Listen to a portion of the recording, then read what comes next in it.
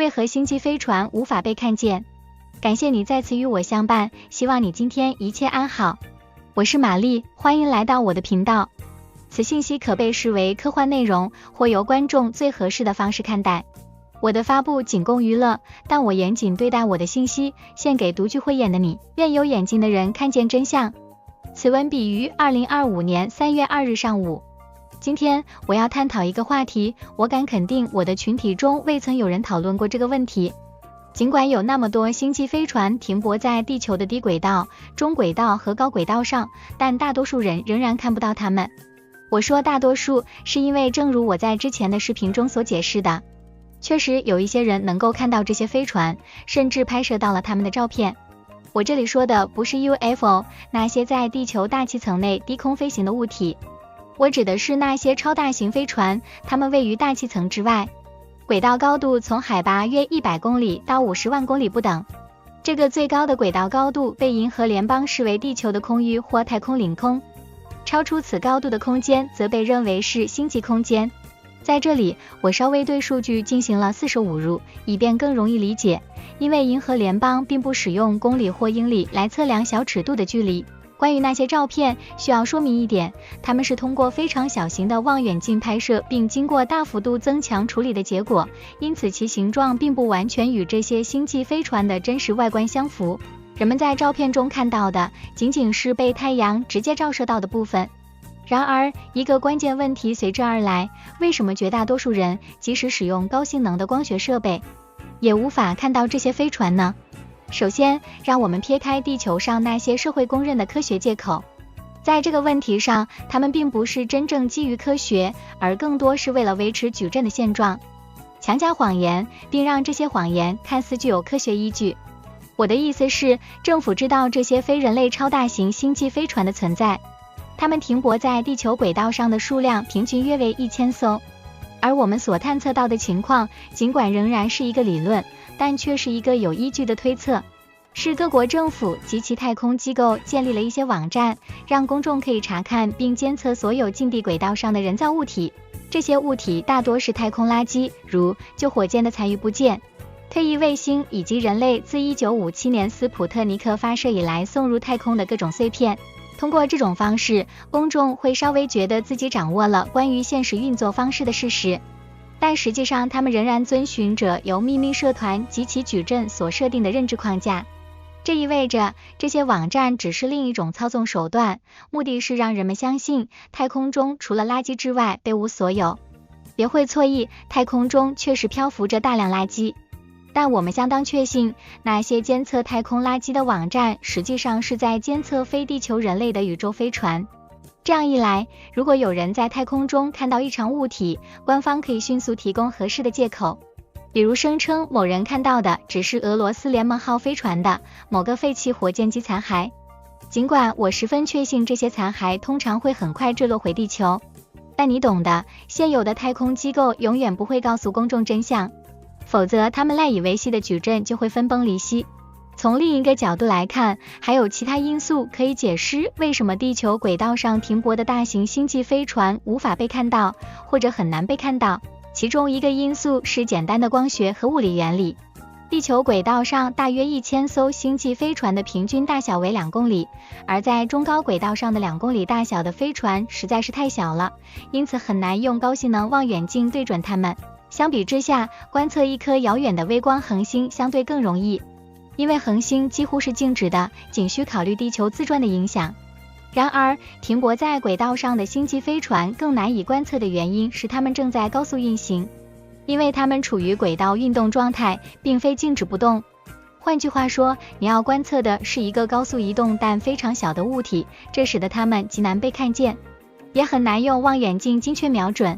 关于望远镜，我被告知至少需要10000倍放大倍率或更高的设备才能看到任何高度轨道上的星际飞船。我无法确认这个数据是否准确，但除了需要10000倍放大的望远镜之外，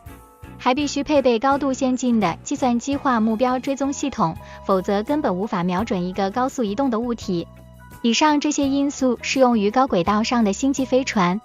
那么低轨道上的飞船呢？比如我的舰队，我们的确距离地球很近，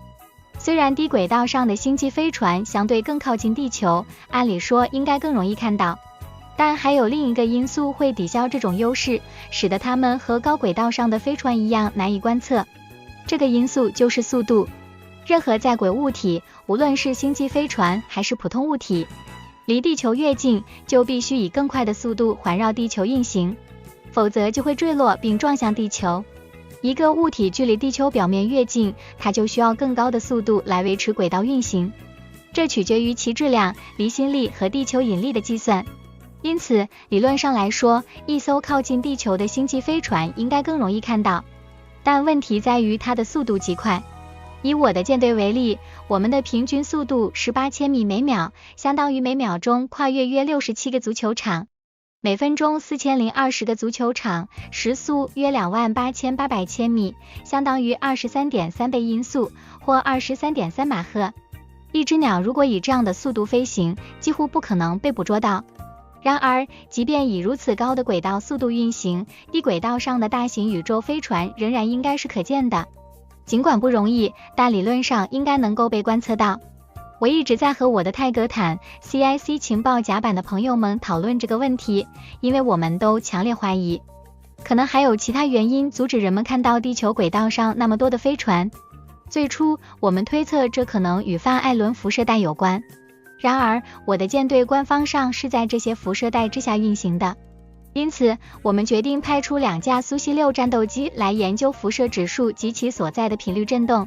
尤其是在地球大气层中，特别是电离层内的情况，以及这些因素如何影响光学观测和对轨道飞船的观测能力。我们发现，确实有多层辐射泡覆盖着地球，并且它们存在于各种高空高度，被归类为亚轨道层。然而，我们的泰格坦战斗机飞行员朋友阿莱克萨、艾登、塔雷尔和阿米克莱斯发现了更有趣的现象。当他们驾驶苏西级星际战斗机在不同高度飞行，并在昼夜之间进行测试时，他们发现，在较低高度时，太空中的物体会逐渐消失，而当他们再次上升到更高高度时，这些物体又重新变得可见。而且，这一现象超出了大气层折射等简单的大气光学现象的预期，也不仅仅是因为任何大气层都会因其密度或太阳眩光等因素影响能见度的简单事实。我们由此发现，覆盖月球的全息影像实际上延伸至整个苍穹。从地球表面上的任何一点观测都会看到这个全息影像，这意味着覆盖月球的全息影像也同样覆盖了星星和其他太空物体。在肉眼视觉上，人工地清理或移除任何可能威胁银河联邦所珍视的地球矩阵完整性的物体。我知道，这对于大多数从未接触过这些事实的人来说，听起来像是天方夜谭。但月球表面实际上被全息影像所覆盖，以扭曲其真实的性质和表面，使其看起来像是一颗天然卫星，而实际上它是人造的。这并不是一个理论，对于我们这些知情者来说，我们曾亲眼见过它真正的表面，这是事实。我知道大多数人可能无法接受这一点。月球实际上是一个金属球，几乎和星球大战中的死星一模一样，只不过顶部没有那个巨大的圆形天线碟。这种月球全息影像已经被地球上的许多人探测到并拍摄下来。一些人曾将他们的影片上传到油管，但大多数视频早已被删除。我找到的唯一一个仍然在油管上的视频，来自一个名为 Crow777， 留意 Crow 之中有2个 R 的频道，他将其称为 Lunar Wave 月球波。请自行研究这一现象。正如我和我的 CIC 朋友们昨天讨论的那样，月球全息影像利用或增强了范艾伦辐射带的作用，并在地球矩阵最初被创造时就已被设定，其根本目的是隐藏矩阵之外的一切物体。尽管这一切仍然需要进一步研究，但我们的结论是，这个全息影像似乎在地球之外投射了一个虚幻的太空景象，它是准确的，但经过了频率和振动技术的编辑，从而保护地球上的矩阵及其信仰体系。我们可以探测到，全息影像会反射范艾伦辐射带，从而在太空中投射出一幅景象。即使月球位于地球另一侧，例如新月期间，这种影像依然存在。我们尚不完全清楚这是如何实现的，也不清楚其他可能干预此过程的因素。它们阻止了地球表面上的人们看到停泊在轨道上的星际飞船。然而，这层月球制造的技术性屏障并不完美，因为确实有人成功观察到，甚至拍摄并记录下了这些停泊的飞船。生活在这里并不意味着我们就能知道一切，尤其是因为我们自身也处于另一个虚幻的矩阵之中，这个矩阵包含着地球。因为掌控一切的势力，银河联邦对我们散布的官方垃圾废话并不比对地球上的你们少。请原谅我的措辞，但我需要表达一些情绪。